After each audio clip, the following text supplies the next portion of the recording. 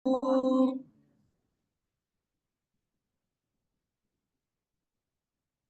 Resa sudah hadir ya di Zoom ini. Ya, selamat siang sudah, Bu. Oke, Pak Nikolas, Alhamdulillah di siang hari ini kita dapat berkumpul bersama dalam kegiatan webinar mengenai strategi penyusunan instrumen penelitian berbasis AI, yang mana hari ini akan nanti disampaikan oleh Bapak pemateri kita, yaitu Bapak Dr. Nicholas Rinaldo, SIMM. Oke, sebelumnya mari kita awali dengan membaca basmalah terlebih dahulu ya untuk memulai kegiatan kita siang hari. Di sini saya Sukma Ulinuha selaku MC, Master of Ceremony pada kegiatan webinar siang hari ini akan memandu, menyampaikan susunan kegiatan. Yang pertama, pembukaan, selanjutnya menyanyikan lagu kebangsaan Indonesia Raya, selanjutnya pembacaan profil ISMA, lalu sambutan Ketua Umum, pembacaan doa, dokumentasi, dan juga dilanjut dengan pemaparan materi oleh materi. Baik, untuk selanjutnya yaitu menyanyikan lagu kebangsaan Indonesia Raya.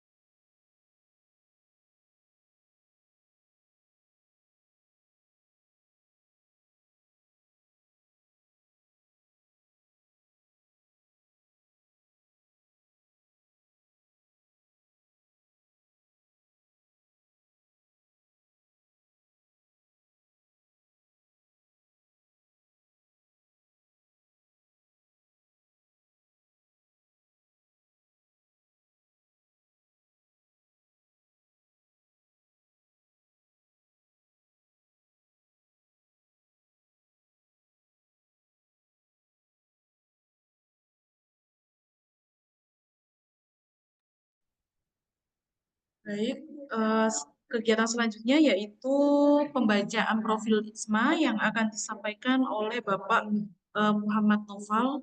Untuk waktu dan tempat saya persilakan.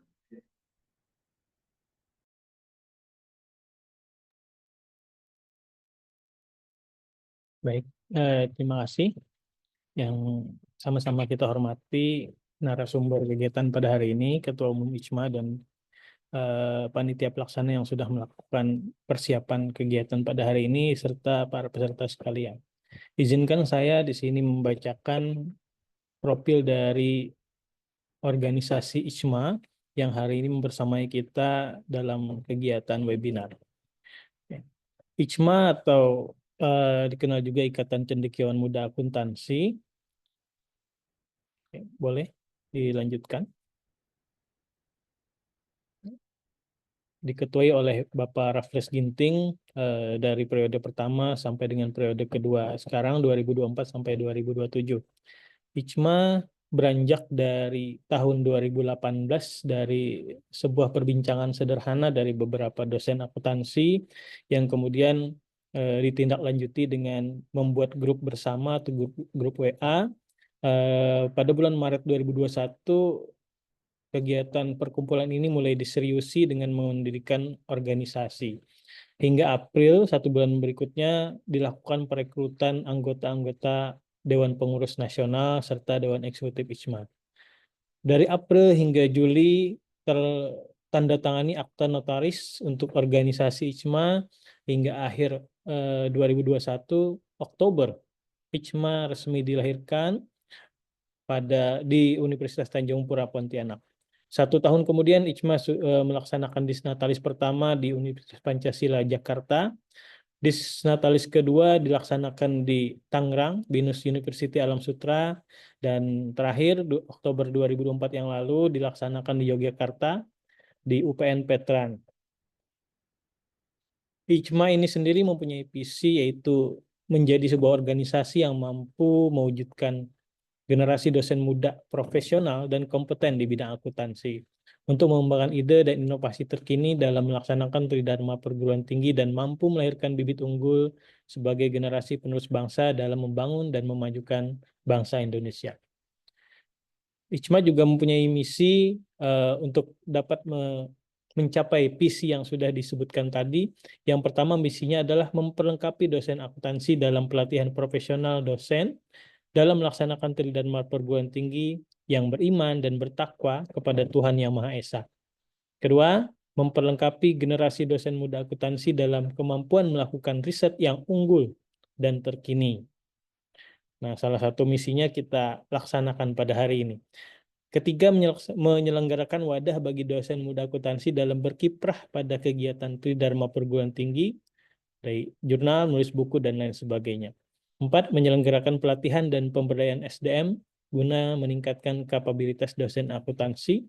Kelima, membangun kerjasama dengan berbagai lembaga dan perusahaan, baik nasional maupun internasional, untuk memperlengkapi kapabilitas dosen dan melakukan kolaborasi riset. 6, memperlengkapi dosen akuntansi untuk mampu mengembangkan karir. 7, menyelenggarakan kegiatan pengabdian masyarakat sebagai wadah dalam mengabdikan ilmu kepada masyarakat. Ke-8, menyelenggarakan wadah dalam melahirkan bibit unggul sebagai generasi penerus bangsa. Wujud misi itu dicanangkan atau dilihat dalam program kerja yang sudah dilakukan ICMA, salah satunya hari ini, namun sebelumnya sudah banyak sekali program kerja ICMA yang sudah dilaksanakan, baik itu webinar tentang penelitian, ataupun kolaborasi riset, bedah buku, pendampingan dan mentoring, serta ada juga talk show, dan lain sebagainya yang sudah dilaksanakan ICMA dari awal berdiri sampai Disnatalis ketiga tahun kemarin. Nah, kalau dilihat dari struktur, ini adalah struktur Badan Pengurus Harian ICMA periode kedua 2024 ke 2027.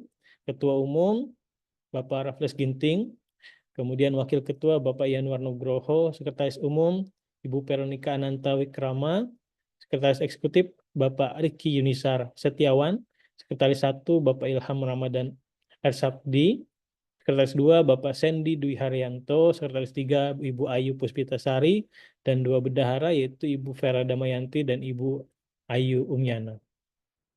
Nah, ini juga ICMA membuat struktur kepala departemen-departemen yang dikepalai atau dikoordinator oleh bapak ibu-ibu yang kompeten di bidangnya masing-masing. Ini ada banyak sekali supaya program ICMA bisa terlaksana serta misi dan visinya bisa terwujud. Kemudian ICMA juga mempunyai struktur ketua tim kerja, atau kalau istilahnya bisa gugus tugas ya. Ibu Dr. Lucy sebagai tim kerja bedah buku, Ibu Malani Yulistiana tim kerja Satgas Pendidikan dan Anti Korupsi, Ibu Yuliana tim kerja Satgas PPKS, Ibu Dr. Nurmala Ahmar tim pengelola komite etik, dan Ibu Wiwit Irawati tim perencanaan strategis. ICMA tersebar di seluruh Indonesia, sehingga dari masing-masing wilayah ini juga punya atau memiliki koordinator wilayah masing-masing. ICMA membagi dari Sabang sampai Merauke, ada 14 wilayah yang mempunyai koordinatornya masing-masing. Ini adalah Bapak Ibu yang menjadi koordinator di wilayah 1, 2, sampai dengan wilayah 14. Itu mungkin informasi singkat tentang profil ICMA. Silakan Bapak Ibu yang belum bergabung boleh melihat atau mencatat kontak person yang bisa dihubungi. Nah, silakan hubungi Ibu. Di sini kontak person yang bisa dihubungi Ibu Saudari Ayu Puspitasari, atau bisa juga lewat email ataupun follow Instagram ICMA dan subscribe YouTube ICMA Nasional. Terima kasih, mungkin itu yang bisa saya sampaikan. Kurang dan salah mohon maaf. Wabillahi taufiq hidayah. Wassalamualaikum warahmatullahi wabarakatuh.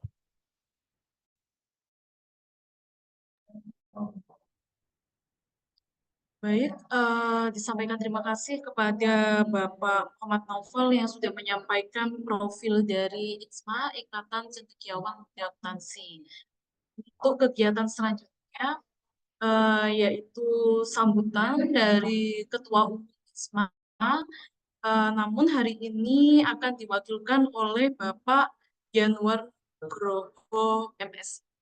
Untuk waktu dan tempat, saya persilakan. Baik, terima kasih atas kesempatannya.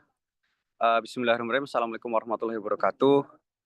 Selamat siang dan salam sejahtera bagi kita semua. Terima kasih.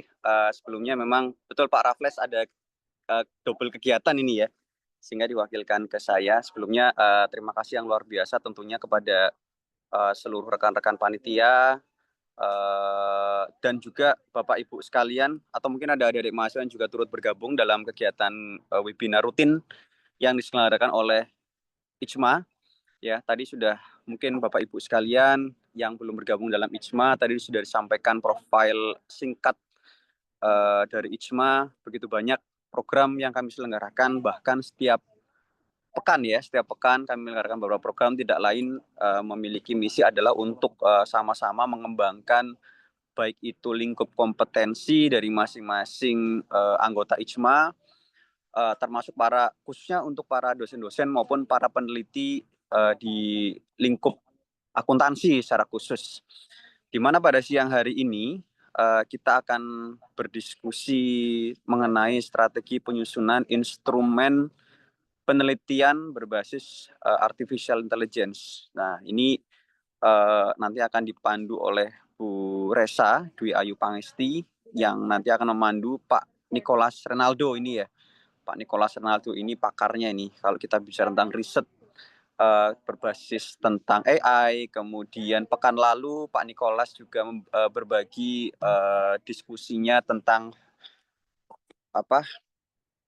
bibliometrik ya, riset bibliometrik yang menggunakan instrumen Force Viewer. Dan pada siang hari ini Pak Nicholas akan berbagi juga tentang yang namanya instrumen riset saat ini ya, itu memang perkembangannya cukup pesat ya, mengikuti dunia bisnis tentunya, yang mana nantinya ketika kita membuat instrumen penelitian itu sudah tidak perlu lagi menggunakan instrumen-instrumen yang barangkali bisa kita sebut mungkin konvensional ya, atau mungkin menggunakan cara-cara yang cukup panjang, namun juga pemanfaatan AI pun bisa digunakan untuk beberapa hal-hal yang bersifat positif, atau mungkin nantinya dapat memudahkan para peneliti dalam menyusun instrumen penelitian ya, yang nantinya bahkan bisa jadi nanti lebih bermanfaat dan lebih sesuai dengan arah penelitian yang nantinya akan digunakan oleh para peneliti dalam menyusun instrumen penelitian berbasis artificial intelligence.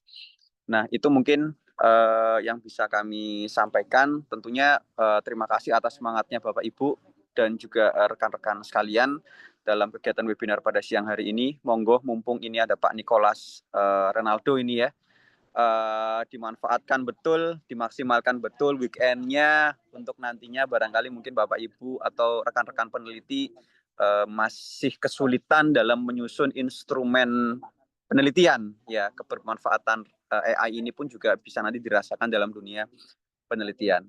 Itu mungkin sedikit awalan dari kami selaku tim dari IJMA. Mohon maaf sekali lagi jika dirasa masih ada yang kurang maksimal ya dalam penyelenggaraan webinar ini. Tentunya masukan-masukan request khususnya terkait dengan tema tentang penyelenggaraan IJMA itu silahkan, kami sangat terbuka dalam masukan-masukan yang nanti kami bisa dapat kami terima dari rekan-rekan peneliti sekalian. Itu mungkin yang bisa kami sampaikan. Terima kasih sekali lagi khususnya kepada Pak Nicholas. Saya akhiri dan saya kembalikan ke pembawa acara. Assalamualaikum warahmatullahi wabarakatuh. Waalaikumsalam warahmatullahi wabarakatuh. Terima kasih disampaikan kepada Bapak Januar yang telah memberikan sambutannya pada siang hari ini. Untuk selanjutnya yaitu pembacaan doa yang akan disampaikan oleh Bapak Zainal Afif. Untuk waktu dan tempat kami persilakan. Assalamualaikum warahmatullahi wabarakatuh. Mohon izin Bapak Ibu, doa kami hantarkan secara Islam. Untuk yang berkeyakinan yang lain bisa menyesuaikan. Bismillahirrahmanirrahim. Alhamdulillahirabbil alamin. Hamdan yuafi ni'amahu wa yukafi'u mazidah. Ya Rabbana lakal hamdu kama yanbaghi li jalali wajhil karim wa 'azimi sultanik. Salatu wassalamu bi'adadi ma fi ilmillah alaika wa ala alika ya sayyidina ya Rasulullah ya Habiballah agisna agisna agisna sari'an bi izzatillah. Allahumma ya hayyu ya qayyum ya dzal jalali wal ikram ya mujibat da'wah idza da'ak nas'aluka mujibati rahmatika wal azimata 'ala rusydi wal ghanimata min kulli birrin wassalamah. Ya Allah ya Rabb, pada hari ini, siang ini, kami berkumpul dalam acara webinar strategi penyusunan instrumen penelitian berbasis artificial intelligence. Kami mohon berikanlah keberkahan setiap langkah dan niat kami dalam kegiatan ini. Berikanlah kami kebijaksanaan dan kemampuan untuk memahami ilmu yang akan kita dapatkan serta kemudahan dalam menerapkannya. Allahumma anfa'na bima 'allamtana wa 'allimna ma yanfa'una wa zidna ilma. Ya Allah, berikanlah manfaat atas segala ilmu yang Engkau berikan kepada kami. Ajarkan kepada kami sesuatu yang bermanfaat dan tambahkanlah ilmu kepada kami. Allahumma akhrijna min zulmatil wahmi wa akrimna binuril fahmi. Ya Allah, ya Rabb, keluarkanlah kami dari gelapnya keraguan dan muliakanlah kami dengan cahaya pemahaman. Rabbana atina fid dunya hasanah wa fil akhirati hasanah wa qina adzabannar. Walhamdulillahi rabbil alamin. Assalamualaikum warahmatullahi wabarakatuh.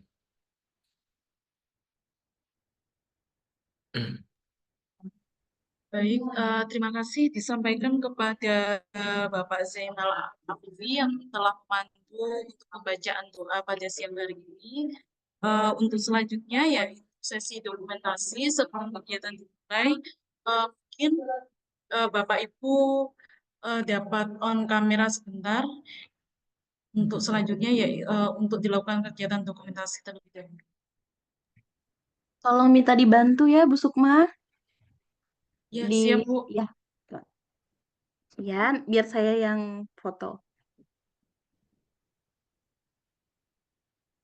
Dipandu aja, Bu. Oke, baik.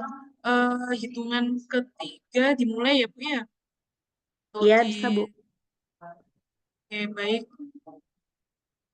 1, 2, 3.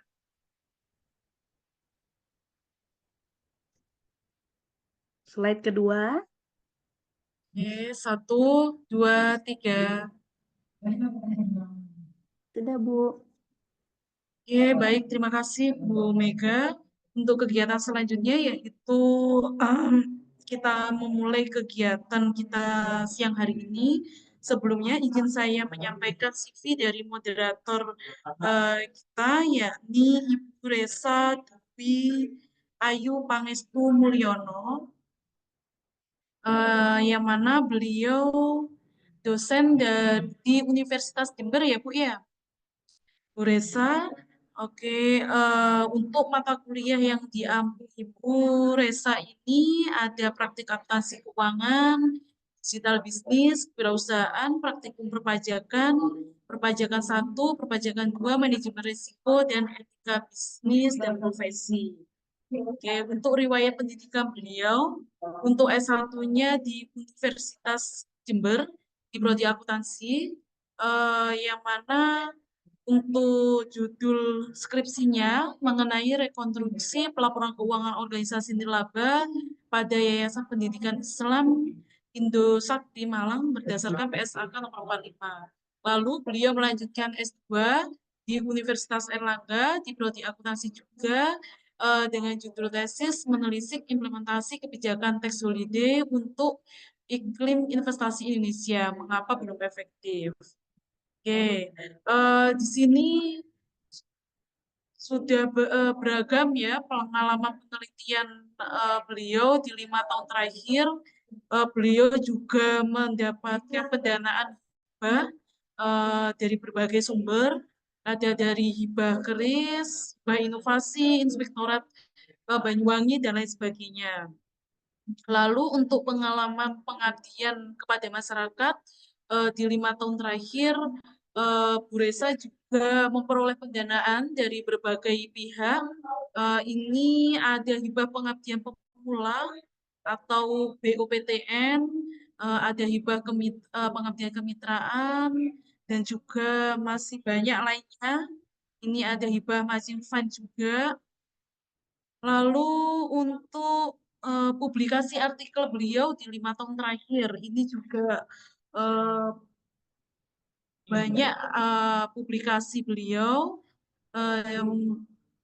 dan juga beliau juga sebagai pemakalah seminar ilmiah di berbagai event.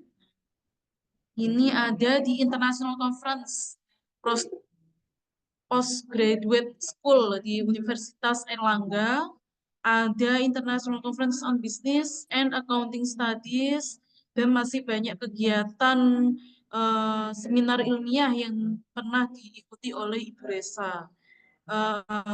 Selanjutnya ada prestasi beliau dalam memperoleh HKI 5-10 tahun terakhir, dan juga beliau juga sebagai editor dan reviewer dari jurnal-jurnal akuntansi ya, dan juga sebagai penulis di media massa. Buku-buku ada 3 buku yang sudah dituliskan oleh Bu Resa. Ini ada buku manajemen bisnis digital, ada akuntansi sektor publik, dan juga manajemen keuangan. Pengalaman praktis beliau sebagai konsultan manajemen dan keuangan pada PT Bunga Mekar Industri. Lalu sebagai dosen, peneliti, tim penyusun sistem penjaminan mutu internal, dan masih banyak sertifikat lainnya yang diperoleh oleh Ibu Resa. Jadi pada siang hari ini nanti Bu Resa yang akan memandu kegiatan webinar kita mengenai strategi penyusunan instrumen penelitian berbasis IE yang akan disampaikan oleh Bapak Dr. Nicholas Rinaldo. Oke, untuk selanjutnya waktu dan tempat saya serahkan kepada Ibu Resa untuk memandu kegiatan webinar pada siang hari. Terima kasih. Baik, terima kasih untuk pembawa acara pada siang hari ini, Ibu Sukma Ulinuha. Ini akan saya ambil alih. Assalamualaikum warahmatullahi wabarakatuh. Selamat siang Bapak Ibu, Om Swastiastu, Namo Buddhaya, salam kebajikan. Semoga di siang hari ini di weekend gitu ya tetap semangat untuk belajar gitu ya, karena kita mungkin di sini para akademisi atau mungkin tadi saya dengar ada mahasiswa gitu ya. Kita adalah para pembelajar gitu ya. Jadi untuk weekend mungkin daripada nggak ngapain-ngapain gitu ya, lebih baik kita belajar. Dan hari ini menunya gitu ya atau temanya itu sangat menarik sekali gitu ya, terkait dengan strategi penyusunan instrumen penelitian artificial intelligence. Kita tahu ya bahwa perkembangan di dunia digital itu sangat masif sekali gitu ya. Kita sebagai pendidik gitu ya, akademisi gitu, kita wajib gitu ya mengetahui perkembangan, termasuk juga apa sih gunanya artificial intelligence dalam bidang penelitian gitu ya. Nah, ini akan sangat berguna dalam mendukung tulisan kita, termasuk saya gitu ya. Saya sebagai akademisi harus mengikuti gitu ya, apa sih yang kiranya mendukung gitu ya, kinerja saya, kerja saya gitu ya, untuk memudahkan baik dalam penelitian, pengajaran maupun pengabdian. Nah, hari ini di Sabtu siang hari ini gitu ya, kita kedatangan narasumber yang sangat luar biasa gitu ya. Tapi sebelum kita memulai, saya ingin menyapa dulu. Halo, Bapak. Ya, selamat sore. Ya, posisi di mana ini, Pak? Saya di Kota Pekanbaru, Bu. Wah, di Pekanbaru.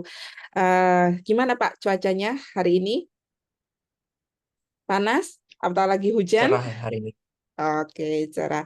Baik, Cerah hari ini. Oke. Sebelum kita memulai acara, izinkan saya untuk membacakan CV beliau ya. Minta tolong untuk operator. Baik, ini adalah kurikulum vitae dari Bapak Dr. Nicholas Reynaldo.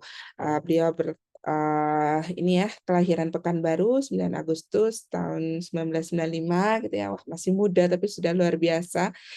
Di mana beliau lulusan S1 dari Setia Pelita Indonesia, kemudian S2 Master in Financial Management di Setia Pelita Indonesia, kemudian S3 beliau lulusan dari Doktor in Accounting Universitas Trisakti gitu ya.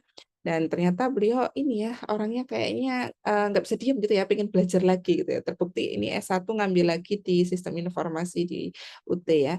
Nah, beliau juga banyak sekali organisasi gitu, misalnya terkait dengan Indonesian Chinese Community Social, kemudian juga Association of Young Accounting Scholar and Regional. Terus beliau juga ternyata pernah menjadi praktisi gitu ya di accounting tahun 2014 sampai 2016 di accounting staff on PT Swadaya Perkasa Industrial Plantation Forest. Kemudian di tahun 2023 sampai sekarang beliau Director on PT Sierra Cahaya Harmoni. Next. Kemudian beliau juga memiliki sertifikasi ya yang luar biasa, di antaranya di tahun 2021 ini terkait dengan Human Resource Training and Development Supervisor, 2022 terkait dengan Certified of Human Resource Manager, 2023 ini ada Certified of Competency Assessor dan juga Digital Marketing Practitioner. Nah, wah luar biasa, beliau juga menguasai 3 bahasa ya, bahasa Indonesia, bahasa Inggris, dan juga Chinese gitu. Nah, Bapak Ibu yang ingin mengetahui profil akademisinya lebih lanjut, ini ada di Google Scholar, Scopus, Orsid, Sinta, Garuda, ya, WOS juga ada, PPDikti gitu. Kemudian juga pengalaman beliau di bidang pengajaran, di bidang taxation gitu ya, di bidang keuangan. Next. Kemudian juga terkait dengan bisnis statistik, ya, financial technology. Nah, ini juga banyak sekali terkait dengan ini ya penghargaan. Beliau juga berprestasi ya, menjadi top one Magister Management, best paper juga di International Conference, kemudian best lecture di Institut Bisnis dan Teknologi Pelita Indonesia, kemudian menjadi menang di 2024 di Fiscal Year Prototype External Cost Assistance Program Funding Grant atau BIMA, dan juga pengalaman profesional lainnya. Baik, untuk menyingkat waktu, kami persilahkan untuk Pak Nikolas, tapi sebelumnya saya ingin berpantun dulu gitu ya. Bapak Ibu mungkin biar lebih semangat, mungkin saya ingin mendengar suara cakep gitu ya. Baik, pergi berwisata ke Kota Batu, jangan lupa membeli keripik talas. Selamat berwebinar di hari Sabtu bersama narasumber Bapak Nikolas. Baik, Bapak Nikolas, time is yours. Silakan Bapak.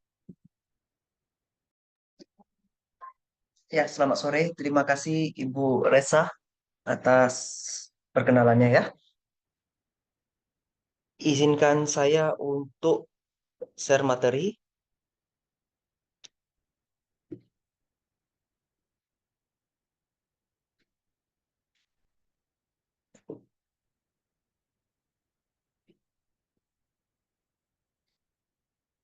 Sebelumnya, apakah suara saya terdengar jelas, Bapak Ibu?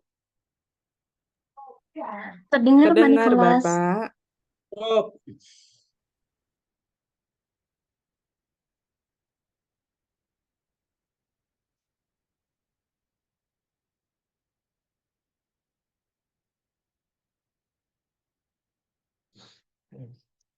Saya mulai ya.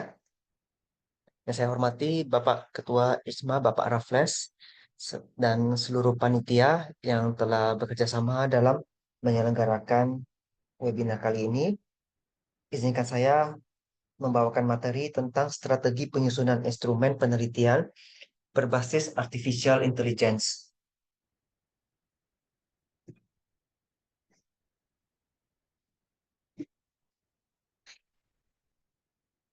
Ini ada profil yang tadi sudah dibacakan oleh Ibu Resa. Kita langsung masuk ke bagian yang pendahuluan dulu. Di sini, pertama kita lihat definisi dan peran AI dalam penelitian. Jadi kan topik webinar kita kali ini adalah strategi penyusunan instrumen penelitian berbasis artificial intelligence. Nah, jadi AI ini dalam penelitian itu mengacu pada penggunaan teknologi kecerdasan buatan untuk membantu dalam berbagai aspek metodologi penelitian mulai dari penyusunan instrumen hingga analisis data. AI ini bisa berperan dalam yang pertama untuk otomatisasi penyusunan instrumen Bapak Ibu. Kita menggunakan Natural Language Processing atau NLP untuk menghasilkan kuesioner, wawancara, atau skala pengukuran yang sesuai. Kemudian analisis dan penyaringan data. Menggunakan machine learning untuk mengidentifikasi pola dan tren dalam data sekunder atau data primer yang dikumpulkan. Kemudian validasi dan reliabilitas.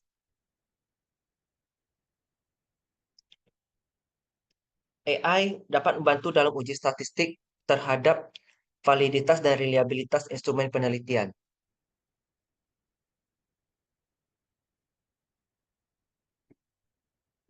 Kemudian reduksi bias dalam instrumen. Kita analisis pola bahasa dan distribusi pertanyaan. AI dapat membantu mengurangi bias dalam penyusunan instrumen penelitian. Kemudian manfaat AI dalam penyusunan instrumen penelitian. Pertama, jelas untuk efisiensi waktu dan biaya karena dia mempercepat proses penyusunan instrumen dibandingkan metode manual.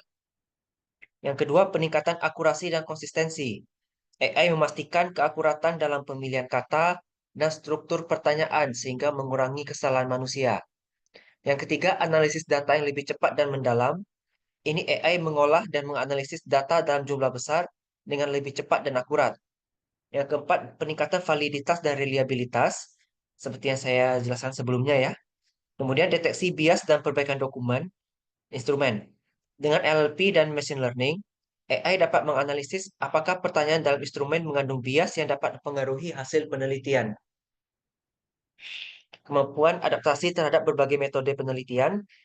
Bapak Ibu, bila nanti pilih kuantitatif, kualitatif, ataupun mixed method ya, ini fleksibel untuk berbagai kebutuhan kita. Kemudian ada tantangan dalam penerapan AI untuk penelitian. Adanya keterbatasan pemahaman kontekstual AI. AI itu masih punya keterbatasan dalam memahami konteks spesifik dari suatu penelitian, terutama dalam bidang humaniora dan sosial. Ya, bidang kita di akuntansi termasuk itu ya. Kemudian ada bias dalam algoritma AI ini, karena model AI ini bisa digunakan mengandung bias, karena dilatih dengan data yang tidak seimbang atau kurang representatif. Maka itu, AI ini kan dikembangkan berdasarkan konsep machine learning ya Bapak Ibu. Maka itu harus banyak kasih materi kepada AI-nya. Supaya mereka belajar, nanti mereka akan berkembang sendiri. Kemudian ketiga, kebutuhan data yang besar dan berkualitas, ini jelas. Yang keempat, tentang keamanan dan privasi data. Karena harus mengakses ke data kita kan, itu agak sensitif. Yang kelima, keterbatasan regulasi dan etika. Ini kebijakan ini kan belum diatur ya, dalam etika penelitian itu seperti apa. Tapi dari beberapa publisher yang tadi di Scopus sudah minta apakah memang ada menggunakan AI dalam penelitian ini. Kalau ada, wajib kita cantumkan. Kemudian kebutuhan keahlian teknologi. AI harus paham teknologi tentunya, karena kolaborasi dengan ahli di bidang teknologi AI.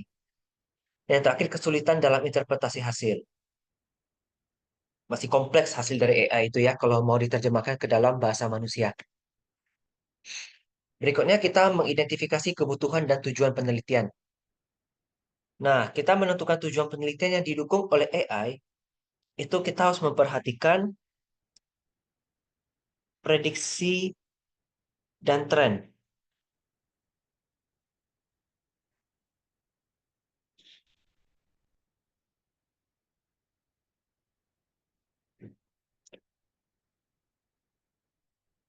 AI dapat digunakan untuk menganalisis data historis dan memprediksi tren di berbagai bidang seperti ekonomi, kesehatan, dan perilaku konsumen. Contohnya, prediksi perilaku keuangan berbasis AI dalam perusahaan rintisan. Kemudian AI bisa untuk analisis teks dan wacana. Ini mengolah teks dari wawancara, kuesioner, ataupun media sosial. Kemudian automasi pengolahan data.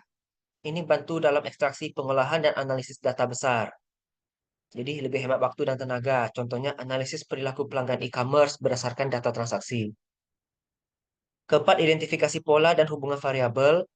Machine learning ini bisa mengungkapkan pola tersembunyi dalam data yang tidak mudah dideteksi dengan metode konvensional. Contoh faktor mempengaruhi kepuasan berdasarkan data survei. Kemudian validasi dan peningkatan akurasi instrumen. AI dapat membantu dalam menyusun pertanyaan penelitian yang lebih valid dan reliabel dengan mengurangi bias dan meningkatkan keterbacaan. Pengembangan instrumen tes psikometri berbasis AI untuk mengukur tingkat stres mahasiswa. Nah, di sini ada identifikasi jenis data yang dibutuhkan. Kalau kualitatif itu berupa transkrip wawancara, ulasan pelanggan, data media sosial, dan lainnya. Kalau kuantitatif itu skor kuesioner, statistik keuangan, data transaksi, dan yang lainnya.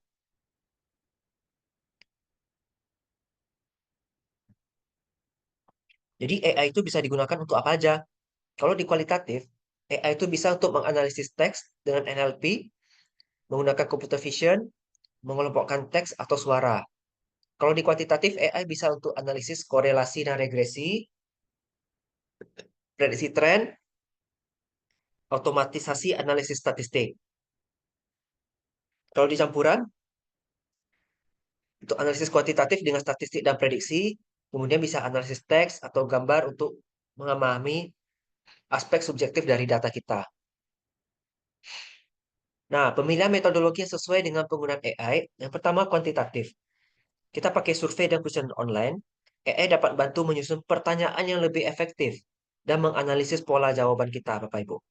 Kemudian eksperimen, AI dapat digunakan untuk mengolah hasil eksperimen dan membuat prediksi. Yang ketiga, Big Data Analytics. AI dapat menangani data dalam jumlah besar untuk melihat korelasi dan tren. Dan metode statistik berbasis AI ini untuk meningkatkan akurasi perhitungan kita. Contohnya kita mau analisis SEM berbasis machine learning. Kalau untuk kualitatif, kita bisa analisis teks dengan NLP. Ini mengklasifikasikan dan memahami data wawancara atau komentar media sosial. Kemudian analisis wacana dan tema. Ini identifikasi pola dalam teks atau suara. Dan kalau di computer vision, ini untuk menganalisis data visual, misalnya analisis ekspresi wajah dalam penelitian psikologi atau behavioral accounting juga bisa. Kemudian, metode mixed method. Untuk eksplorasi dan konfirmasi data, AI membantu mengidentifikasi pola dari data kualitatif, kemudian konfirmasi dengan data kuantitatif. Bisa juga pemetaan konteks dengan AI. AI dapat menghubungkan data wawancara dengan data statistik untuk analisis yang lebih komprehensif.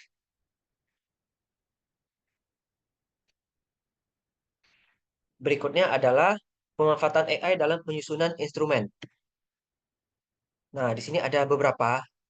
Ini contoh yang pertama, generative AI. Generative AI ini seperti ChatGPT, Bard, atau Claude ini digunakan untuk membantu dalam penyusunan pertanyaan penelitian.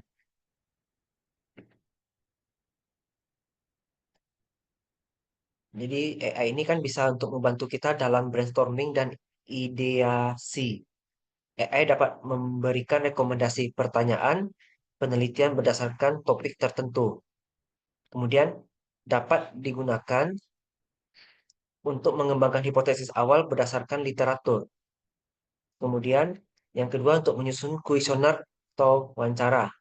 AI untuk menghasilkan pertanyaan kuesioner berbasis skala Likert, pilihan ganda atau kuesioner terbuka seperti pada wawancara. Kemudian AI juga bisa menyarankan format yang lebih mudah dipahami oleh responden. Yang ketiga, menyederhanakan atau memperjelas pertanyaan.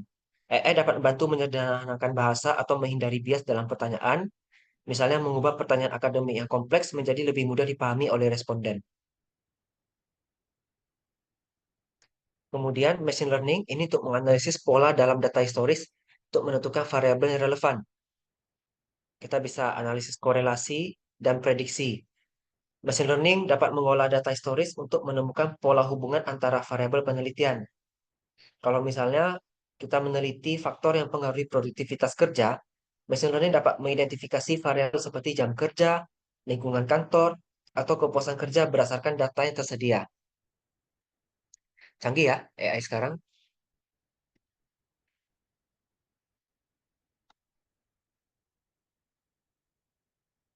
Kemudian clustering dan segmentasi.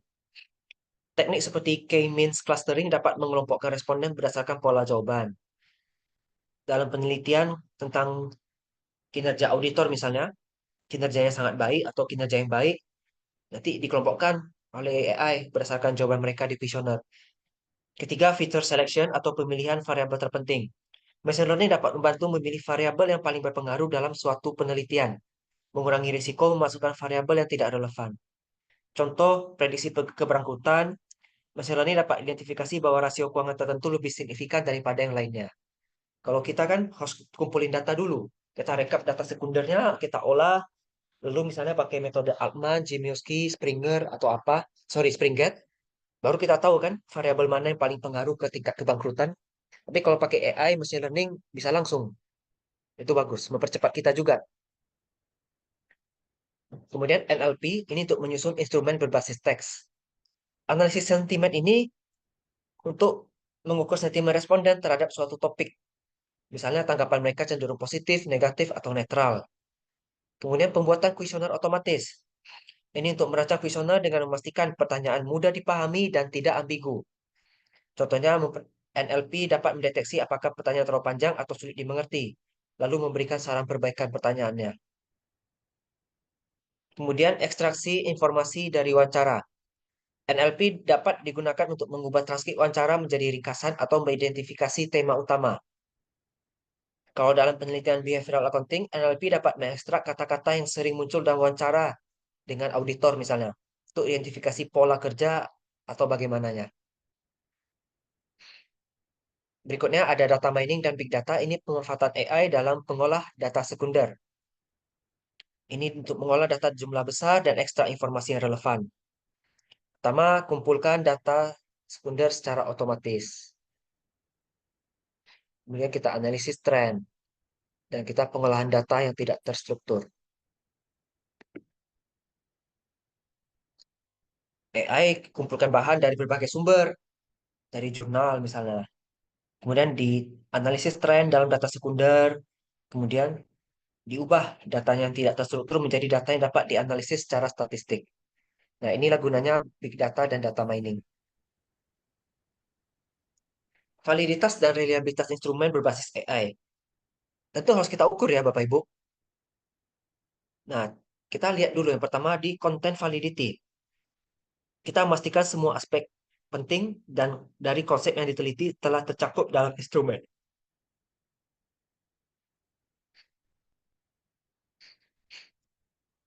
Kemudian ada construct validity.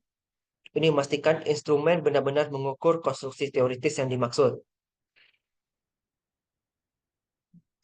Kalau yang content validity tadi, kita bisa pakai text mining NLP, menggunakan word embedding, atau model seperti BERT dan GPT. Kemudian matching analysis dan expert validation. Kalau di construct validity, kita pakai faktor analisis. Misalnya, principle confirmatory analysis, atau exploratory factor analysis, atau confirmatory factor analysis. Banyak ya. Kemudian machine learning for dimensionally reduction, itu bisa juga. Yang ketiga, face validity. Ini validitas tampilan mengacu pada sejauh mana pertanyaan tampak masuk akal dan relevan bagi responden. Ini pakai AI Assisted Readability Analysis. Oke, ini untuk validitas. Berikutnya untuk reliabilitas.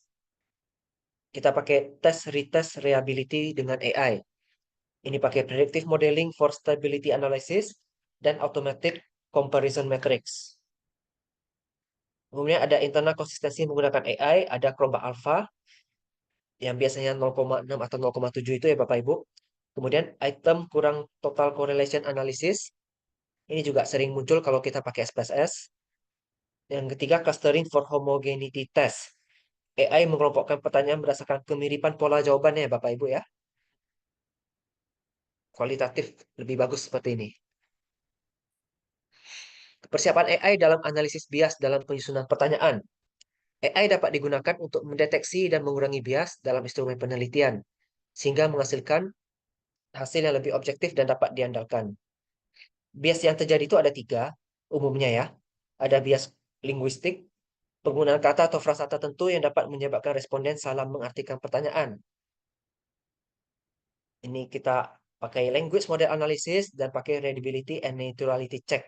Itu AI juga untuk bantu yang bias linguistik. Kemudian bias kultural.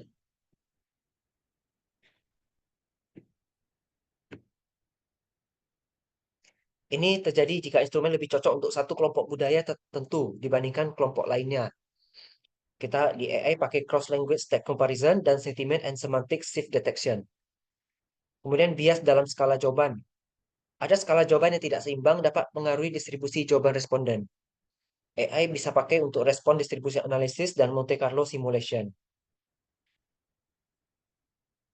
Kemudian implementasi dalam pengumpulan data. Ini mungkin saya harus agak lebih cepat ya Bapak Ibu karena waktu juga ya. Oke, pertama peran chatbot dalam survei penelitian. Chatbot berbasis AI ini digunakan untuk menggantikan kuesioner tradisional dengan interaksi yang lebih dinamis dan responsif. Bisa mengurangi bias responden dan efisien dan skalabilitasnya. Jadi bisa menjangkau lebih banyak responden. Yang kedua, teknologi dalam chatbot survei. Ada NLP, machine learning, dan sentiment analysis. Nah, yang machine learning yang kita utamakan ya, ini meningkatkan kemampuan chatbot dalam menyesuaikan pertanyaan berdasarkan pola respon sebelumnya. Contoh implementasinya ada Google Form plus AI chatbot, WhatsApp, dan Telegram chatbot. Sering kita jumpai ya Bapak Ibu. Berikutnya AI dalam wawancara berbasis teks atau suara. Speech to text AI. Ini bantu analisis wawancara berbasis teks. Contohnya text summarization, topic modeling, and sentiment analysis. Kemudian AI dalam wawancara berbasis suara atau speech to text. Ini efisiensi, kita tak perlu menulis manual, hemat waktu dan biaya juga. Akurasinya tinggi, terutama kalau misalnya yang mengembangkan aplikasi itu adalah orang Amerika, berarti menggunakan bahasa Inggris lebih canggih lagi di akurasinya. Kemudian dapat menganalisis intonasi dan emosi. Kemudian contohnya ini transkrip menggunakan AI, ada Otter AI dan Sonix AI. kemudian analisis wawancara, dan AI chat interview untuk chatbot berbasis suara ya, untuk melakukan wawancara tanpa keterlibatan langsung peneliti. Pemanfaatan sensor. Nah, kalau sensor, kita ngumpulin data. Datanya tentu real time, otomatisasi prediksi, dan meminimalkan human error.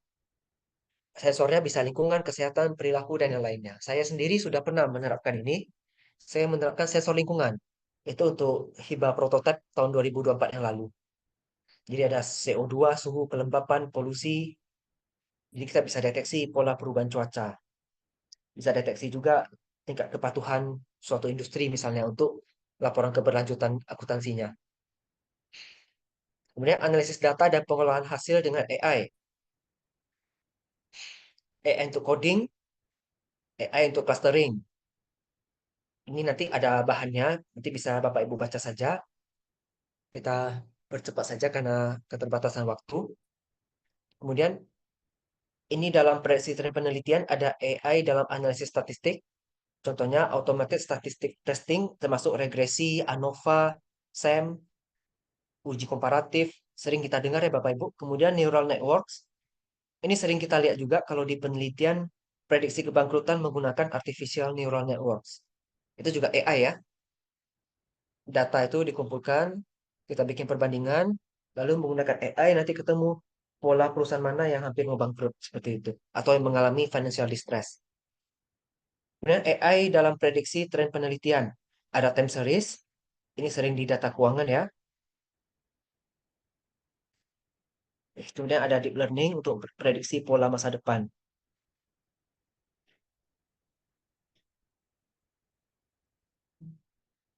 Berikutnya bisa visualisasi data otomatis dengan AI. Ini ada beberapa AI yang bisa digunakan untuk pembuatan grafik. Dan kalau ini kan lebih bagus hasilnya.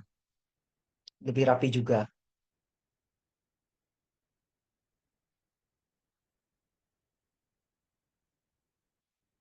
Kemudian AI interaktif dalam data storytelling. Ini bisa membuat narasi otomatis dan bisa menghasilkan ringkasan visual yang lebih intuitif berdasarkan pola yang ditemukan.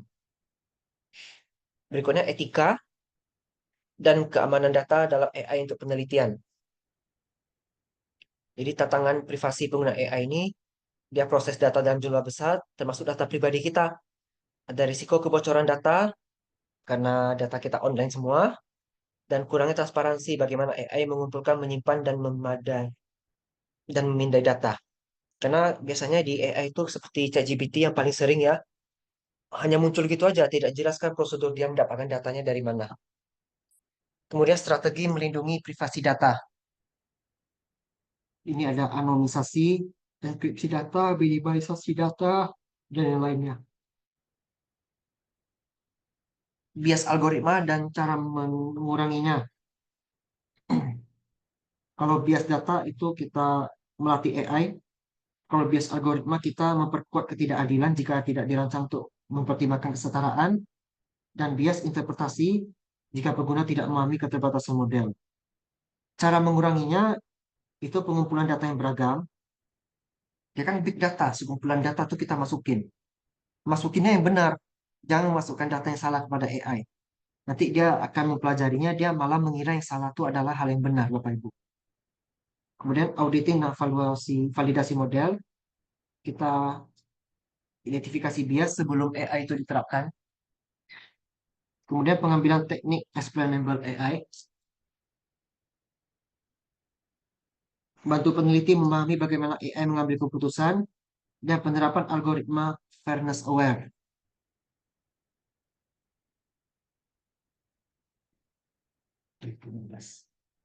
Kemudian kepatuhan terhadap regulasi etika. Ini ada beberapa regulasi yang di sebelah kiri. Kalau kita di UU PDP untuk yang Indonesia. Kemudian strategi kepatuhan etika dalam penelitian AI. Kita mendapatkan izin responden, menerapkan prinsip transparansi AI, dan melakukan evaluasi etis sebelum publikasi. Kita untuk memastikan bahwa penelitian telah melalui tinjauan etis yang ketat.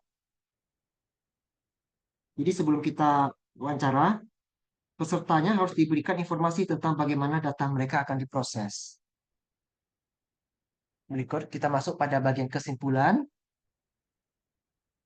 Yang jelas keunggulan AI itu sangat baik, ada efisiensi dan kecepatan, analisis data lebih akurat, validasi dan reliabilitas lebih baik, dan analisis big data yang multi sumber. Seperti AI untuk hasilkan kuesioner, AI memvalidasi pertanyaan wawancara, dan lainnya. Tapi ada juga keterbatasan seperti memahami konteks yang kompleks, bias dalam data, isu privasi dan keamanan, keterbatasan dalam interpretasi dan kreativitas. Karena AI bisa saja sulit merancang instrumen penelitian yang membutuhkan pendekatan kualitatif mendalam, seperti studi etnografi dan fenomenologi. Berikutnya, rekomendasi dan tren masa depan. Kita bisa menggunakan AI sebagai asisten, tapi bukan sebagai pengganti peneliti. AI bantu susun pertanyaan, tapi validasi tetap kita. Kemudian memastikan kualitas data untuk melatih AI, kombinasikan AI dengan pendekatan human-centered research, terapkan keamanan data yang ketat, dan lakukan uji coba validasi secara berulang. AI kita pakai untuk rancang kuesioner, kemudian divalidasi oleh tim ahli sebelum didistribusikan ke responden. Nah, untuk tren masa depan, semakin personal dan adaptif. AI itu mampu menyusun instrumen penelitian yang lebih personal berdasarkan karakteristik responden secara real-time. Kemudian AI untuk data real-time collection dan analisis. Ini pengumpulan data melalui sensor IoT, chatbot, dan asisten virtual. Berikutnya AI lebih transparan dan fair. Ini contoh explainable AI. Kemudian integrasi AI dengan AR dan VR. Jadi AI ini bisa melakukan analisis sentimen real-time saat wawancara berbasis video untuk memahami ekspresi emosional dari responden. Jadi memang bagus sekali ya penerapan AI ini. Di sekian yang dapat saya sampaikan pada pemaparan sore ini. Mohon maaf apabila terdapat kekurangan. Saya kembalikan kepada Ibu Resa selaku moderator. Ya, terima kasih atas paparan yang sangat luar biasa dari Bapak Nicholas gitu ya. Nah, karena memang terbatasnya waktu, tidak menutup kemungkinan untuk Bapak Ibu, silakan untuk diskusi ya, bisa raise hand. Mungkin saya buka 3 penanya dulu untuk di sesi 1. Silakan untuk raise hand.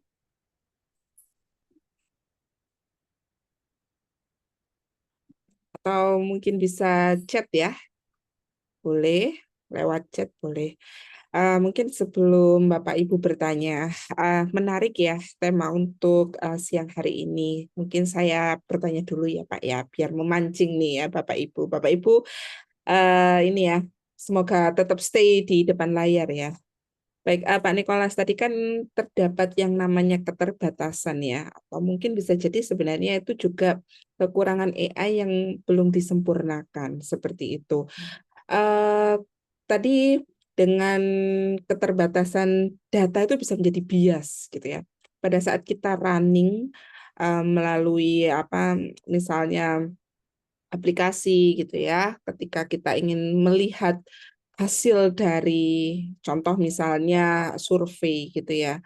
Nah, karena datanya terlalu banyak, nah kita memanfaatkan AI gitu ya. Nah, itu bagaimana untuk memitigasi supaya data yang bias tersebut bisa menghasilkan gitu ya, eh, hasil penelitian yang relevan dengan riset kita itu bagaimana memitigasinya? Ya, terima kasih Ibu Resa. Saya langsung jawab. Jadi memang potensi bias dalam data dan algoritma itu jelas ada selalu ya. Itu kan pertama disebabkan karena pelatihan AI-nya kalau yang baru berkembang paling hanya data-data dasar saja dimasukin. Nah, jadi kalau Ya, dilatih menggunakan dataset yang tidak representatif nanti hasilnya pasti bias. Solusi ya. mengatasinya ya harus kita latih dulu. Misalnya kita mau ngambil topik tertentu, contoh akuntansi keberlanjutan. Sebelumnya AI-nya harus kita ajarin dulu, kita masukin dulu. Contoh, kasih tahu dia teori triple bottom line, teori resource based view, dan teori-teori lainnya yang mendukung. Karena kalau tidak, AI juga akan bingung sustainability itu apa. Tapi setelah kita ajarin dia kan machine learning, dia bisa belajar sendiri berdasarkan ini data kompleks yang besar yang dia masukin. Harusnya sih kuat ya kalau untuk belajar hal baru seperti itu. Karena memang semua AI di sini kan boleh dikatakan baru ya. Jadi proses pengembangannya akan berlanjut terus. Nah, jadi solusi untuk mengatasinya sebelum kita mengolah hasil yang real untuk penelitian kita, kita sumbangkan dulu pengetahuan yang kita ketahui, entah dari buku, jurnal, ataupun dari teks narasi yang kita ketik ke dalam AI, supaya mereka bisa proses. Jadi AI-nya jadi lebih bagus untuk penelitian kita. Itu Bu Resa. Ya, terima kasih jawaban yang luar biasa dari Pak Nicholas. Jadi intinya tuh keywordnya dulu ya Pak ya. Jadi biar Iya, mengarah betul. gitu ya dari hasil apa namanya penggunaan AI tadi dengan data yang begitu kompleks gitu ya. Kita masukkan keyword sesuai dengan kebutuhan penelitian kita seperti itu ya Pak ya, agar hasilnya Iya, itu Bu. relevan gitu ya. Memang kalau kita contoh tadi mengetik sustainability itu kan pasti kemana-mana ya Pak. Definisi dari Iya, akuntansi ya berbeda, bisa jadi definisi dari keilmuan yang lain itu pasti juga akan berbeda. Nanti hasilnya berbeda. Makanya kita harus kasih istilahnya batasan gitu ya, keyword melalui keyword itu tadi. Baik, wah ini iya. sudah ada beberapa penanya di chat ya. Saya bacakan dari Bu Atika, dosen IAIN Mitro. Untuk Pak Nicholas, ketika kita menggunakan ChatGPT dalam membuat kuesioner, bagaimana kita menentukan bahwa pertanyaan tersebut valid dan reliable? Mungkin dijawab dulu ya, Bapak. Untuk valid dan reliable ya memang kita kan ada ujinya ya kalau di statistik ya. Validitas dan reliabilitas. Jadi ChatGPT buat kuesioner ya tidak apa-apa. Yang penting teorinya jelas. Misal, triple bottom line itu kan terdiri dari people, profit, planet. Nah, dari tiga hal itu kan namanya dimensi ya. Jadi dimensi yang people itu ada apa aja? Ada sosial, ada masyarakat misalnya. Kemudian dari indikator sosial itu kan baru kita buat jadi pernyataan untuk kuesioner. Tidak apa-apa. Karena selagi triple bottom line tiga teorinya, people, profit, planet, mau dikembangkan jadi kuesioner, silakan pakai AI, tidak masalah. Biasanya kan kita merujuk pada penelitian yang sebelumnya. Kadangkala penelitian sebelumnya nggak mencantumkan atau tidak dilampirkan kuesionernya. Karena panjang ya, keterbatasan halaman. Jadi kita berdasarkan dimensi itu kita kembangkan aja pakai AI. Bapak Ibu kalau mau klaim sebagai novelty, dilihat dulu validitas dan reliabilitasnya. Jadi ya memang tetap harus diuji.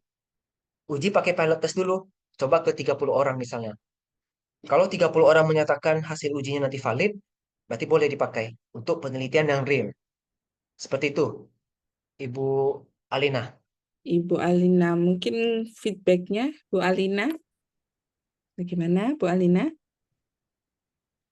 Bu Atika ya, maaf, bukan Bu Alina. Atika, KJ Alina. Halo Bu Atika. Ya, mungkin seperti itu ya jawaban dari Pak Nicholas. Baik, terima kasih. Kemudian pertanyaan yang kedua dari Ibu Maharani Imran. Pak Nicholas, tolong dong praktikkan penyusunan instrumen penelitian berbasis AI. Nah, ini ya. Gimana nih Pak? Bisa mungkin diberikan Oh, contoh ya. oke. Nanti saya harus share screen ya. Ya, bisa Kita pakai share yang screen. paling sering aja. Ya, Yang paling sering kita gunakan itu adalah ChatGPT. Ayo kita buka ya.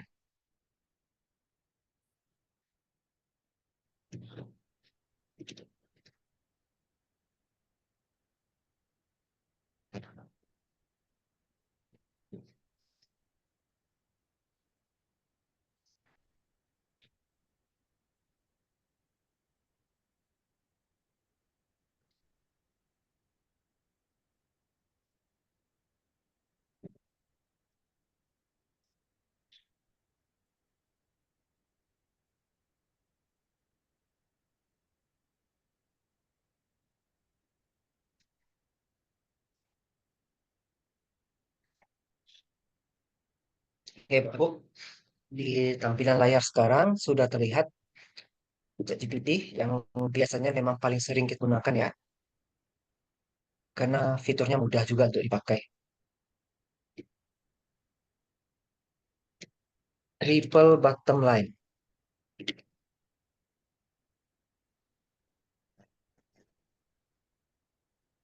Saya ambil contoh ya, akuntansi keberlanjutan. Kan ada triple bottom line, terdiri dari people, profit, planet.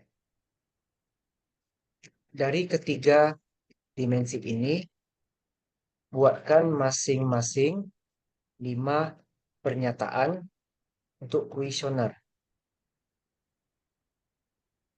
dengan skala pengukuran Likert. Kita tes.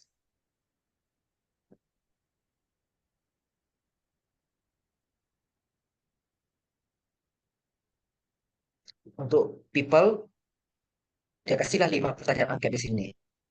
Sesuai instruksi yang kita berikan, untuk profit juga, untuk planet juga. Ini dijadikan angket tes 30 orang dulu. Pilot test, pilot project. Kalau validitas dan reliabilitasnya tinggi, berarti boleh Bapak Ibu gunakan.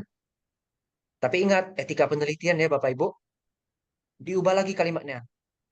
Sesuai dengan bahasa ilmiah atau bahasa peneliti, kemudian cantumkan di dalam metodologi bahwa ada dibantu AI dalam melakukan penelitian ini. Terutama dalam bagian penyusunan instrumen. Sederhananya begitu ya.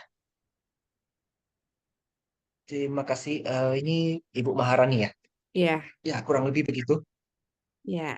Tadi ya Ibu Maharani. Wah, ini ada pertanyaan lagi nih dari Bapak Budi. Apa yang harus dilakukan jika model AI-nya memberikan hasil yang tidak akurat atau bias dalam penelitian? Silakan, Pak. Terima kasih Pak Budi atas pertanyaannya. Sebelumnya saya mau konfirmasi. Bapak Budi tahu hasil tidak akurat atau bias dalam penelitian dari mana? Jadi dari hasil pilot project-nya ternyata tidak itu Pak. Barusan kan menyarankan Bapak tes dulu deh 30 orang. Ternyata hasilnya Ya. ya tidak seperti yang diharapkan. Itu bagaimana solusinya begitu loh Pak? Kalau tidak diharapkan ya berarti memang yang dibuat oleh AI masih belum valid, masih belum bisa untuk diterapkan ke tahapan berikutnya, Pak. Seperti Oke. itu. Iya, iya. Kalau hasil tidak akurat ini kalau dalam bentuk angka mungkin iya. Karena beberapa kali saya coba tes, saya pakai matematika gitu ya ke AI, masih belum terlalu lancar ya. Tapi kalau sekedar untuk mengembangkan indikator, sejauh ini saya belum ketemu masalah di AI.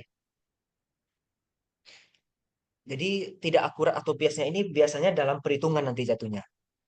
Contohnya kalau sudah kita buat indikator tadi kita sebar 30 orang dan tidak valid, kemungkinan memang ada kemungkinan AI-nya yang ngaco atau bias.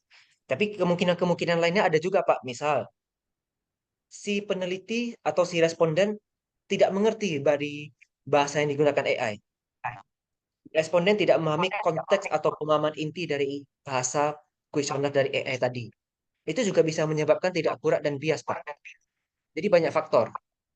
Tapi apakah faktor utama karena AI? Saya merasa kalau berdasarkan perkembangan zaman saat ini masih belum terlalu, Pak. Hmm. Kurang lebih seperti itu, Pak Budi. Terima kasih. Terima kasih Pak Nikolas. Baik, itu ya jawabannya Pak Budi. Kemudian ini dari Pak Joswandi dari Institut Bisnis dan Teknologi Pelita Indonesia. Saya ingin bertanya, apa saja tantangan utama dalam penerapan AI untuk penyusunan instrumen penelitian dan bagaimana AI dapat digunakan untuk menganalisis hasil dari instrumen penelitian? Terima kasih, Pak. Ya, Jos Wandi, ini mahasiswa saya kebetulan di Pelita Indonesia ya. Nah, di sini pertanyaannya tantangan utama. Kalau tantangan dalam penggunaan AI untuk penyusunan instrumen, ya pertama AI-nya harus kita ajarin dulu. Kita mau masukin ilmu tentang marketing mix. Kita mau buat angket tentang marketing mix misalnya. Kalau AI-nya tidak mengerti marketing mix, bagaimana caranya dia membuat kuesionernya nanti? Itu menjadi tantangan. Maka itu solusinya diajarin dulu. Kita masukin dulu kalau marketing mix itu terdiri dari misalnya 4P, 5P, 7P, 9P, dan seterusnya. Dan bagaimana AI digunakan untuk analisis hasil? Nah, ketika kita mengolah data, baik kuantitatif maupun kualitatif, itu pasti akan ada data yang keluar. Data itu dimasukin ke dalam AI, lalu kita bilang, Tolong jelaskan kenapa hasilnya berpengaruh. Tolong jelaskan kenapa hasilnya tidak berpengaruh seperti itu. Apa kaitan ini hasil ini dengan penelitian sebelumnya? Nah, kita menggunakan kata kunci seperti itu untuk analisis hasil dari instrumen penelitian kita. Atau kenapa indikator yang nomor 2 hasilnya tidak valid? Bisa juga kita ketik seperti itu di AI. Nanti AI akan bantu berikan beberapa argumen. Dan argumennya itu mohon jangan langsung diambil, tapi kita teliti dulu. Kita pastikan argumennya masuk akal, barulah kita catat dalam penelitian kita. Seperti itu ya, Joswandi. Ya. eh Kemudian ada pertanyaan dari Bu Aina. Pak, memang boleh ya ditulis penelitian itu dibantu oleh AI? Apa di AI tidak memberikan sumber kuesionernya dari mana? Ya, Silakan, Pak. terima kasih atas pertanyaannya Ibu Aina. Kalau ditulis secara langsung dibantu AI agak jarang, karena mungkin masih baru, jadi belum pernah ketemu. Tapi ketika kita submit jurnal di Scopus, dia ada minta bikin pernyataan bahwa kita memang ada menggunakan atau tidak menggunakan AI. Biasanya dicentang-centang itu di OJS-nya. Kemudian, apakah di AI tidak memberikan sumber? Ya, kita bisa munculkan sumbernya. Kita ketik di AI, tolong buatkan kuesioner tentang triple bottom line misalnya, yang Profit People Planet itu, dan tolong cantumkan sumbernya dari rujukan 5 tahun terakhir, dan berikan alamat website untuk mendapatkan sumbernya dari jurnal. Nanti bisa muncul itu. Cuma sintaks yang kita masukin ke AI-nya jadi lebih panjang. Seperti itu ya, Bu Aina. Ya, itu ya Bu Aina ya. Kemudian, ada pertanyaan lagi dari Bu Maharani. Pak, apakah dapat diberikan contoh mengenai neural network untuk prediksi hubungan antar variabel? Oke, Ibu Maharani, contoh neural network. Sejujurnya saya belum ada penelitian yang tentang neural network. Jadi untuk memprediksi hubungan antar variabel, saya masih belum terlalu fasih ya. Tapi berdasarkan minimnya pengetahuan saya ya, AI yang bisa dipakai untuk ini ada namanya Force Viewer salah satunya. Jadi aplikasi. Jadi dengan adanya Force Viewer, kita masukin kata kunci kan biasanya menggunakan variabel.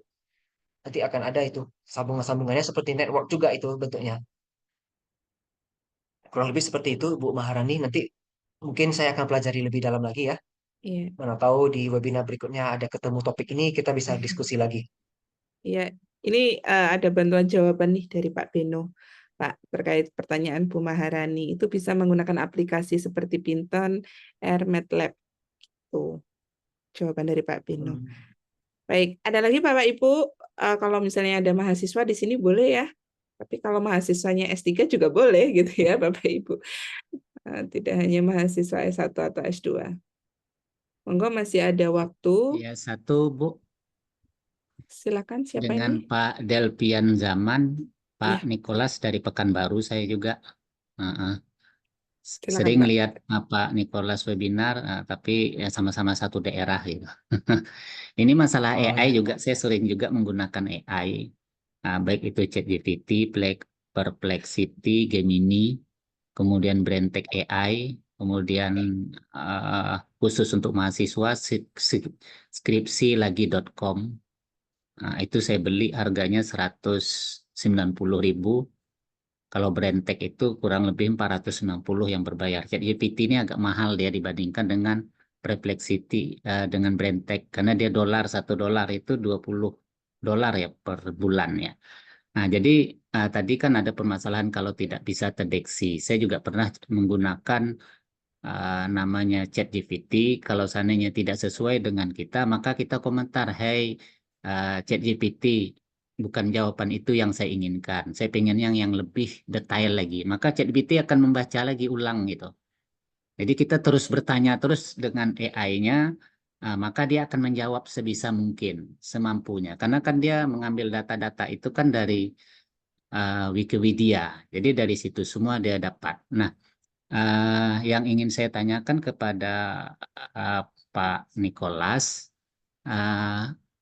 Pak Nicholas menggunakan AI itu lebih familiarnya di mana, Pak? Lebih familiarnya kalau biasanya menyusun pakai Scopus gitu.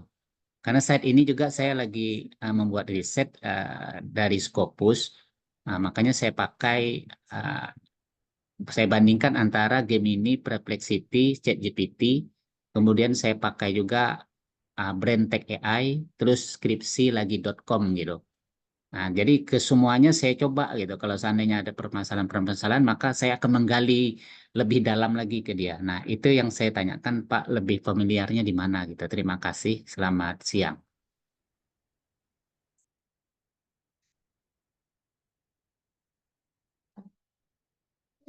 Oke, terima kasih Pak Delvian Zaman atas pertanyaannya. Saya cenderung pakai ChatGPT sama kalau dari Windows ada bawaannya Copilot namanya. Betul, betul, Pak. Berbayar, Pak, ChatGPT-nya? Saya pakai yang versi gratis, Pak. Di situ udah banyak lah yang saya masukin ke ChatGPT, jadi si AI ChatGPT ini sudah paham lah apa yang saya butuhkan.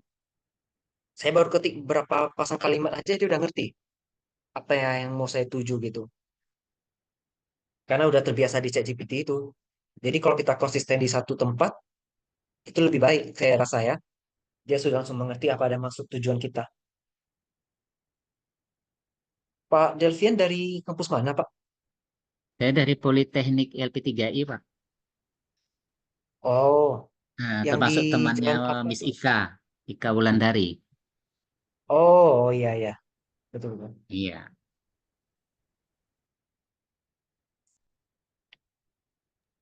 Ya, mana Pak Zaman? Delvian Zaman. Ya, sudah Sudah. jelas. Berarti yang Pak Nikolasnya dia lebih fokus ke ChatGPT-nya ChatGPT, gitu. nggih. Iya. Ya. Mungkin Mm-mm. ini ya, apa ide untuk topik webinar berikutnya ya, Pak ya. Iya. Bisa dikaji Ya. lebih lanjut ya. Baik, ada lagi Bapak Ibu. Ini ada lagi di ChatGPT. Selamat siang Pak Nikolas, saya Wilson Tang izin bertanya. Tak kala ketika kita memasukkan hasil penelitian kedua AI untuk dianalisis bersamaan dan kedua AI memberikan jawaban yang bertolak belakang antar sesama. Apa langkah yang tepat untuk kasus ini, Pak? Ya, terima kasih Wilson. Ya, dia baru lulus dari Pelita Indonesia untuk strata 2-nya ya. Oh, iya. Beberapa mahasiswa ada masuk sini juga. Nah, kalau kita dua AI hasilnya berlawanan, solusinya ya kita pakai pendapat pribadi kita. Kita sebagai peneliti, seperti di pemaparan sebelumnya ya, AI itu adalah asisten kita, bukan sebagai peneliti utama. Kita sebagai pemeran utama jangan dimainkan oleh AI. Tetap kita yang menentukan judgement-nya. Mana yang benar, mana yang salah kan kita yang tahu. AI hanya bantu memberikan penjelasan lebih rinci.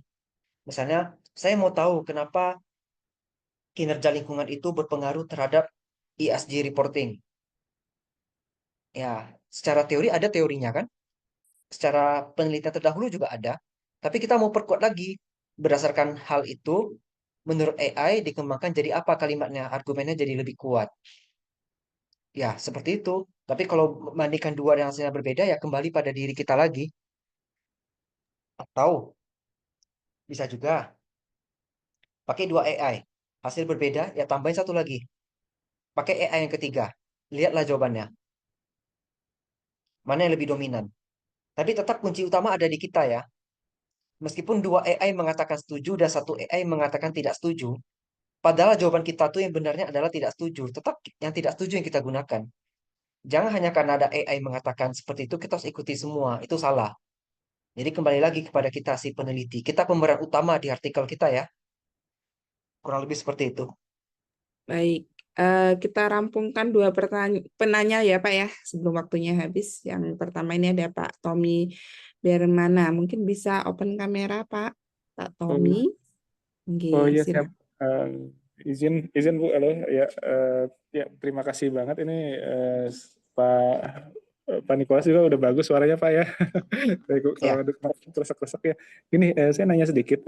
Kalau Pak Nikolas itu kalau misalnya sudah dari ChatGPT atau apa, biasanya itu para press atau apa supaya dia zero GPT-nya itu detect dari kalau misalnya kita ke Scopus atau apa itu pakai apa Pak biasanya Bapak untuk supaya lebih natural bahasanya dan lebih zero gitu loh itunya. Itu yang pertama sih yang saya mau tanyakan. Yang kedua, biasanya kalau untuk yang selain itu Pak Nikolas kalau riset-riset itu mungkin boleh rekomendasi dari Bapak ya. Biasanya pakai pakai AI apa aja Pak untuk apa istilahnya dari novelty dari apa sampai selesai gitu. Mungkin boleh boleh kasih saran Pak ya. Itu aja sih Pak. Terima kasih. ya, terima kasih Pak Tommy. Nah, kalau pertanyaan pertama ya, saya untuk parafrase, biasanya hasil AI itu kan, saya tembak ke Google Translate, saya terjemahin dulu. Misalnya gini, kalau kita penelitian bahasa Inggris, biasanya kita kan cenderung pakai bahasa Indonesia dulu ya. Berarti AI-nya pakai bahasa Indonesia, kita translate ke Inggris, pakai Google Translate, baru kita perbaiki kalimatnya. Itu salah satu trik untuk parafrase. Kemudian bisa juga pakai AI yang namanya Grammarly. Atau ada juga AI yang namanya Zero GPT. Kemudian ada lagi AI lainnya ya yang bisa digunakan untuk membantu kita parafrase. Kemudian untuk pertanyaan kedua, kalau untuk mencari novelty dan yang lainnya, usahakan dari pemikiran kita sendiri atau dari rujukan jurnal. Baru pakai AI seperti ChatGPT untuk mengembangkan model. Kalau kita mengambil novelty langsung dari AI, takutnya itu sudah terpakai oleh orang lain, tapi AI nggak cantumkan sumbernya. Itu agak rentan. Seperti itu, Pak Tommy. Ya, siap siap Pak. Ya, Oke. itu ya Pak Tani ya. Baik, saya lanjutkan ini yang terakhir ya, karena waktunya sudah hampir selesai. Pak Budi, silakan Pak Budi. Baik, terima kasih Bu Moderator. Yang terhormat Pak Nikolas. Yang pertama ini sekedar apa namanya shading aja gitu ya ketika kita menggunakan ChatGPT. Kalau pengalaman saya itu sebelum kita memberikan sintaksnya gitu ya, kita memberikan kepada si ChatGPT ini adalah semacam menghipnotis gitu kan. Jadi apa ditulis diketikkan di ChatGPT-nya adalah Anda sebagai apa gitu. Serupa dengan yang berkaitan sintak yang akan kita tulis gitu. Kalau sebagai dosen disuruh membuat misalkan PPT yang berkaitan dengan akuntansi terpublik, Anda sebagai dosen terpublik buat slide apa gitu. Nah, itu pengalaman saya kalau dalam menggunakan ChatGPT. Jadi dia diberi sugesti dulu si ChatGPT-nya gitu. Satu itu. Kemudian yang kedua ini berupa pertanyaan Prof. Nicholas gitu ya. Eh, dalam hal penggunaan AI ini kan gitu ya. Sepertinya tidak semua jurnal menghendaki itu kan gitu ya. Ada juga mungkin yang memperbolehkan, ada juga yang tidak membolehkan menggunakan AI ketika kita mengirim atau menulis artikel yang akan dipublish di sebuah jurnal. Apakah bisa sharing Pak Nicholas itu jurnal-jurnal mana saja yang memang oke untuk kita menggunakan AI gitu kan? Tapi ada jurnal yang tidak boleh menggunakan AI gitu. Barangkali Pak Nicholas punya pengalaman. Mungkin boleh sharingnya gitu loh. Makasih Pak Nicholas. Baik, silakan Pak Nikolas untuk menjawab pertanyaan dari Pak Budi. Ya, terima kasih Pak Budi atas pertanyaannya. Untuk yang tanggapan yang pertama saya setuju, kita hipnotis dulu ya. Kita kasih kata kunci awal dulu. Jadi dia beranggapan diri itu sebagai peneliti, sebagai responden atau apa gitu. Nah, untuk yang kedua itu kalau ditanya contoh jurnal saya kurang hafal, saya kurang tahu juga keseluruhannya ya. Apalagi yang level Scopus. Tapi dia memang beberapa kali saya ada coba submit, saya lupa jurnalnya. Memang ada minta dinyatain kalau memang penelitian ini ada menggunakan AI. pengalaman saya itu yang di terbitan Taylor and Francis. Dia minta kita konfirmasi, memang betul-betul pakai AI atau tidak. Nah, Taylor and Francis itu sebagian besar sudah tidak Scopus.